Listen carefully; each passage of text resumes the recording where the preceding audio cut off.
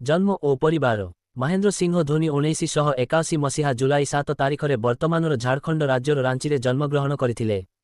तांको पितांको नाम पान सिंह और मातांको नाम देवकी देवी।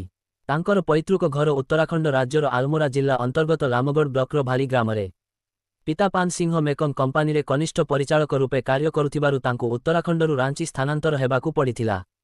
धोनींकर जणे बड़ भाई नरेंद्र और भौणी जयंती मध्य अछंती।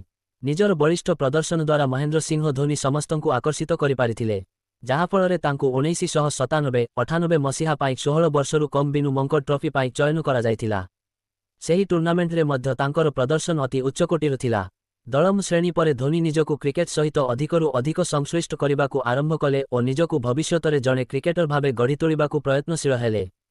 2001 मसीहारु 2003 मसीहा पर्यंत महेंद्र सिंह धोनी मेदिनीपुर ठारे थिबा दक्षिण पूर्व रेलपथ अंतर्भुक्त खड़गपुर रेल स्टेशन रे जणे रेल टिकेट जांच कार्यकर्ता रूपे कार्यरत थिले।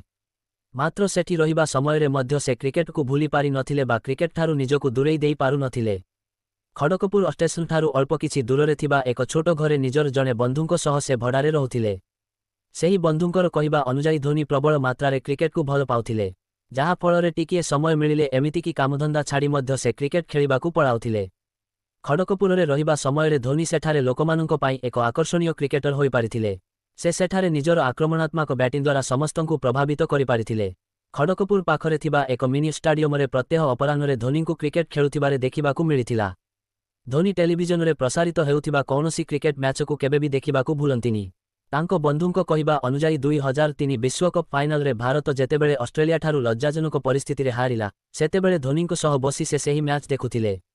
मैच शेषरे धोनी तांको बंधुंकु कहिथिले जे मु जानिछि मु हतभाग्य कारण मु मो क्रिकेट को आगकु बढ़ाई पारु नाही, किंतु मोर भाग्य एते भी खराब नुहें जे आगाम वर्ष मध्यरे मु निजकु भारतीय क्रिकेट पोशाक मध्यरे देखि पारिबिनी। 5 वर्ष तो बहुत अधिक समय।